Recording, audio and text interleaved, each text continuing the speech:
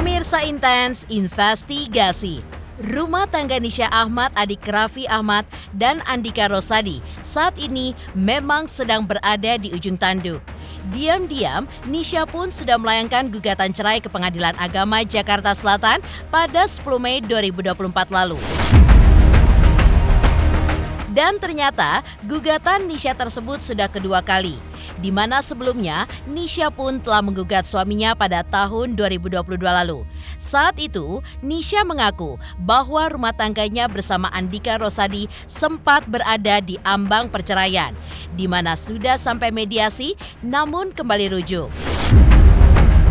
Namun, di gugatan keduanya ini, sepertinya ia pun sudah mantap ingin berpisah dari sang suami yang sudah 15 tahun mengarungi rumah tangga bersamanya. Di tengah kasus rumah tangga mereka tersebut, yang menarik munculnya video lawas Roy Kiyoshi yang sudah memprediksi rumah tangga Nisha sedang bermasalah. Lalu, kesedihan seperti apa yang dilihat oleh Roy Kiyoshi pada tahun 2019 lalu? Benarkah Roy Kiyoshi pun juga melihat kondisi rumah tangga Nisha Ahmad dan Andika Rosadi pada saat itu sudah kacau? Dan bagaimana perihal rujuk? Apakah kali ini sedikit kemungkinannya karena perpisahan adalah jalan terbaik? Pemirsa, bersama Intens Investigasi, kami hadirkan kabar terkini, terpercaya, dan teraktual. Tetapi sebelumnya, jangan lupa untuk like, subscribe, dan juga share channel YouTube ini.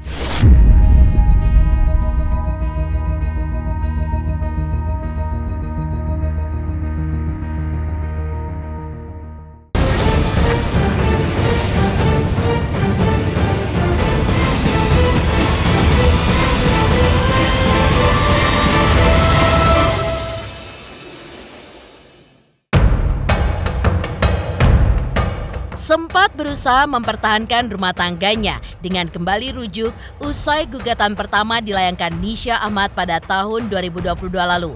Namun, untuk gugatan keduanya, ibu 3 anak ini pun sepertinya yakin untuk berpisah dari Andika Rosadi. Diketahui, Nisha pun telah mengajukan gugatan cerainya terhadap sang suami sejak 10 Mei 2024. Dan saat ini, sidang perceraian keduanya pun telah digulirkan oleh Pengadilan Agama Jakarta Selatan. Seiring dengan hebohnya kabar mengejutkan yang datang dari Nisha, sebuah video lawas dari Roy Kiyoshi pada tahun 2019 kembali muncul ke permukaan. Pasalnya, saat itu ia pun sudah memprediksi jika rumah tangga Nisha Ahmad sedang bermasalah. Dan kemarin, tim Intens Investigasi pun menemui Roy Kiyoshi di kediamannya. Ia pun mengungkapkan pada saat itu dirinya menerawang adanya gonjang-ganjing yang terlihat dari kondisi rumah tangga Nisha dan Andika. Keadaan gonjang-ganjing itu pun diibaratkan Roy seperti akan ada kapal besar yang kena ombak dan akan karam. Adanya kekerasan dalam rumah tangga itu ada ya, KDRT. Ya, berantem. Ya.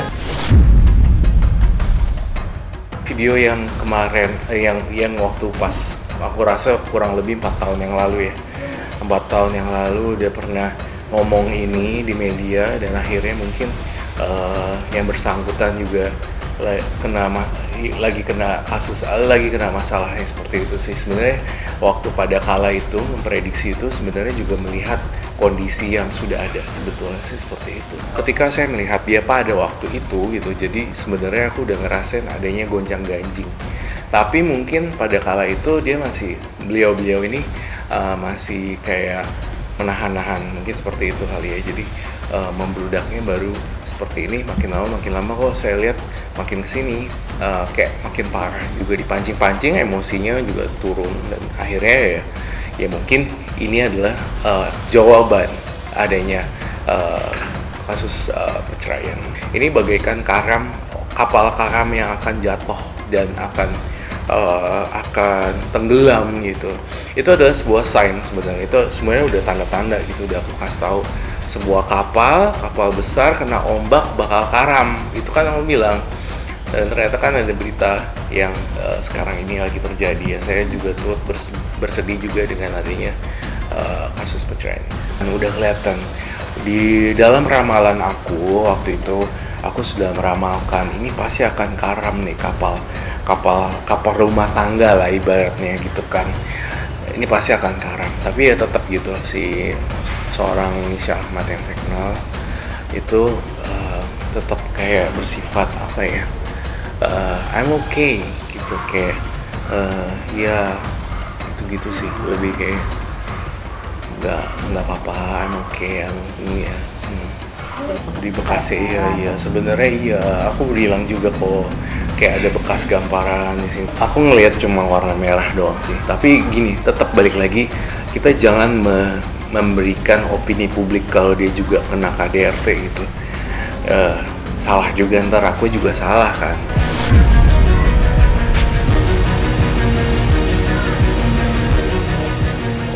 Prediksi yang diungkap oleh Roy pada tahun 2019 lalu dan baru menjadi kenyataan di tahun 2024 ini bagi Roy merupakan suatu hal yang harus disyukuri oleh Nisha Ahmad dan Andika. Karena pada saat itu, Roy Kiyoshi pun sudah melihat jika kondisi rumah tangga keduanya yang sudah sangat kacau. Ia pun juga melihat jika pada saat itu keluarga pun sudah mengetahui permasalahan ini. Bener-bener kacau sih, pada kala itu juga udah kacau banget kan. Bisa bertahan dari 2000 yang saya ramalin dari 2019 ke 2024 aja udah bersyukur banget menurut saya mas sebenarnya. Jadi karena orang udah nggak tahan sebenarnya berarti udah ada perpisahan. Ya tetap balik lagi Roy Kiyoshi ya, tetap Roy Kiyoshi yang biasa. Maksudnya saya juga tidak berani melampaui dari jalur-jalur yang belum pasti juga. Cuma kalau lihat dari keluarganya, saya yang menerawang dan penerangan batin saya sebenarnya sudah mengetahui apa yang terjadi sebenarnya. Entah itu KDRT kah, entah itu pihak ketiga kah, atau rasa bosen kah, kayak gitu-gitu. Pasti mereka udah tahu lebih dalam sih daripada kita-kita yang orang luar.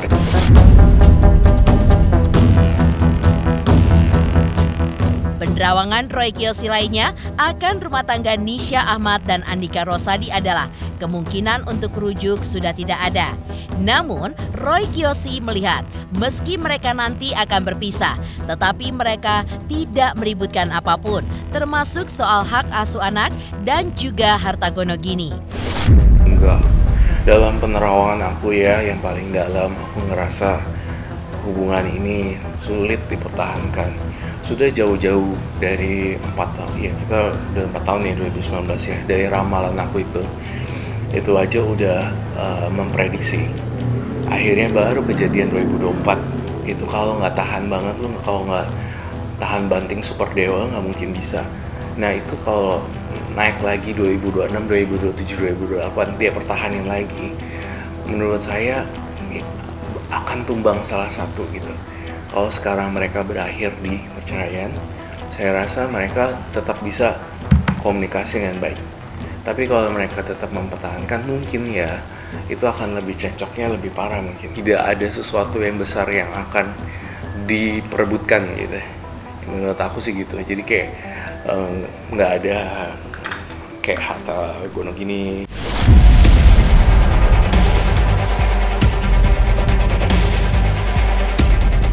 Di tengah kebenaran ramalannya itu, ternyata Roy Kiyoshi pun sangat menyayangkan dan begitu sedih jika ramalan yang dirinya lihat menjadi sebuah kenyataan. Karena di satu sisi, ia sudah tahu apa yang akan terjadi pada rumah tangga Nisha Ahmad, tapi di sisi lain, ia pun tidak bisa membantu dan tidak bisa campur tangan terlalu jauh. Karena ia melihat saat ini Nisha sedang bersedih dan Nisha pun butuh ruang privasi buat dirinya sendiri. Roy Kiyoshi juga berharap jika Nisha dan Andika Rosadi nanti berpisah, tetaplah menjadi teman baik demi anak-anak. Sedih juga. Setiap ramalan saya yang terjadi itu nggak cuma kasus ini ya. Beberapa ramalan-ramalan yang lebih sedih lagi terjadi seperti kecelakaan lah, antar kejadian apa itu kan pasti kalau kejadian saya yang jadi sedih juga. Waduh ini kejadian ya, ini gimana ya, saya nggak bisa nolong juga lagi. Gue gak bisa nolong. Pada kala itu ketemu beliau, aku ngerasa dia mau nangis gitu. Sedih banget buset dah. Kayak, iya maksudnya bener-bener perasaan feeling yang kayak sedih gitu loh, kayak perasaan yang bingung mesti ngomong apa, kayak hal-hal seperti itu. Jadi tapi tetap di cover kayak I'm okay gitu. Tapi tetap kelihatan aja kalau orang lagi sedih, matanya kelihatan. Saya cuma menyarankan untuk mereka sekarang, apapun yang mereka pilih untuk berpisah adalah hal yang terbaik. Ya udah. Tapi saya doanya adalah walaupun sudah berpisah pun tetap jadi teman baik, dan saya ngerasa mungkin memang ini jalan yang terbaik.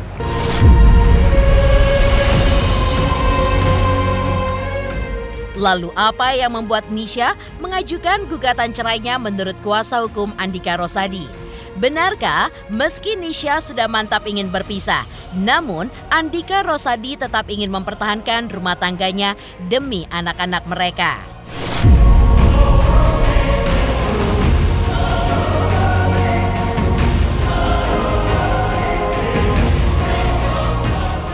Saya Cika Bode, selamat untuk Intens Investigasi dengan subscribernya 3 juta. Wow, keren banget. Semoga info-infonya bermanfaat buat teman-teman semuanya.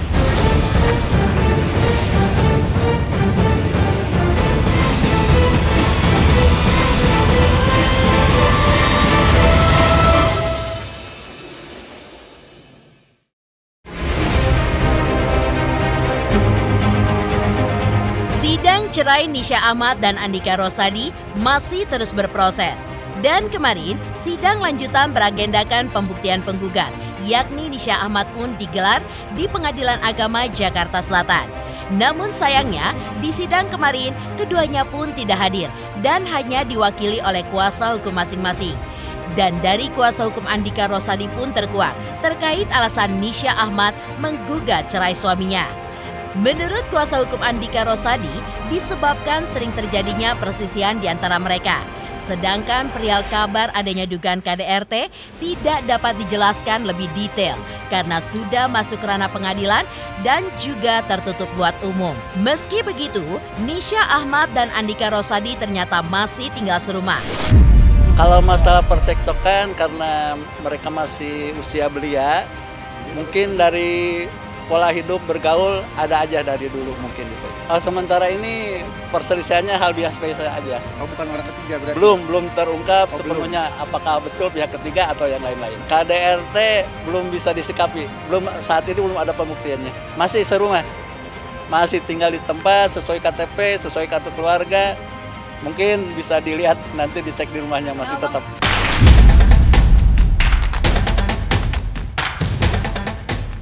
Sedangkan kuasa hukum Nisha saat dimintai komentarnya mengenai perceraian kliennya tidak mau memberikan keterangan apapun. Ia pun hanya mengatakan saat ini belum bisa memberikan keterangan apapun karena sidang bersifat tertutup. Namun yang jelas semuanya masih berproses dan tinggal tunggu hasilnya saja. Maaf ya, saya nggak bisa.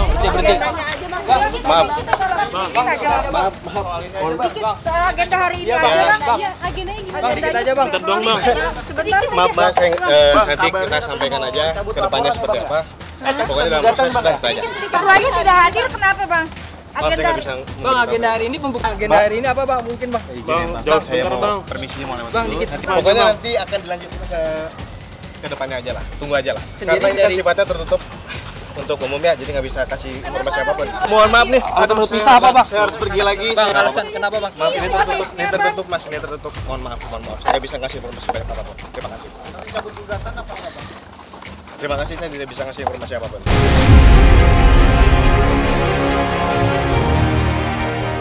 Sementara itu, terkait materi gugatan yang diajukan Nisha Ahmad yang hanya mengajukan soal cerai saja, tanpa termasuk hak asuh anak dan harta gonogini, dibenarkan pula oleh Humas Pengadilan Agama Jakarta Selatan. Lantas, seperti apa ia melihat jalannya sidang yang berlangsung kemarin? Dan benarkah akan ada sidang lanjutan pembuktian penggugat yang akan digelar pada tanggal 8 Agustus mendatang?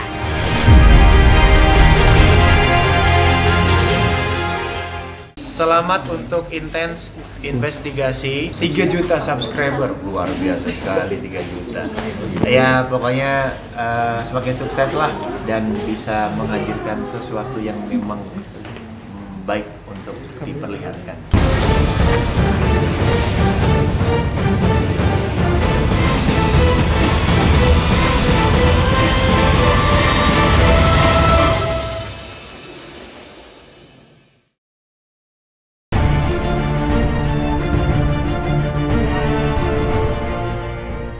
Sementara itu, kemarin jalannya sidang juga menjadi sorotan. Sebelumnya, Nisha Ahmad diketahui hanya mengajukan gugatan cerai dalam materi gugatannya, sedangkan hak asuh anak dan harta gonogini tidak ada dalam materi gugatannya. Selain itu, Taslima pun juga menjelaskan tidak ada bahasan kalau keduanya akan kembali rukun. Bahkan, penggugat pun tidak akan mencabut laporannya. Karena itu, sidang pembuktian penggugat akan terus berlanjut pada sidang yang akan digelar pada 8 Agustus mendatang. Mengingat pembuktian ada berbagai jenis, ada pembuktian tertulis, ada juga pembuktian dari saksi maupun keluarga. Dan kemarin, pembuktian dari penggugat terkait dengan bukti tertulis. Usai sidang pembuktian penggugat dinyatakan selesai, baru selanjutnya akan digelar sidang pembuktian buat tergugat. Sudah berlangsung persidangan tersebut dengan agenda pembuktian. Dihadiri oleh kuasa hukum penggugat dan kuasa hukum tergugat. Sedangkan prinsipal penggugat dan prinsipal tergugat tidak hadir karena telah diwakili oleh kuasa hukumnya. Kalau agenda perdamaian memang ada salah satu item mengenai akibat perceraian, ada perdamaian. Tetapi mengenai gugatan perceraian itu lanjut, tidak ada perdamaian, tidak ada keduanya itu kembali rukun kembali bina rumah tangga, nggak ada. Yang ada adalah mengenai akibat perceraian. Karena tadi masih proses sidang ya dengan agenda pembuktian belum sampai atau belum ada sampai ke majelis hakim bahwa perkara tersebut dicabut, belum ada. Yang ada masih ada lanjut. Pembuktian itu kan ada berbagai jenis ya, ada pembuktian tertulis, ada pembuktian saksi maupun keluarga. Hari ini tadi pembuktian dari penggugat tentang bukti tertulis, bukti lanjutan ya, karena itu saksi merupakan bagian dari pembuktian gitu di minggu depan. Pemirsa, bersama Intens Investigasi, kami hadirkan kabar terkini, terpercaya, dan teraktual. Tetapi sebelumnya, jangan lupa untuk like, subscribe, dan juga share channel YouTube ini.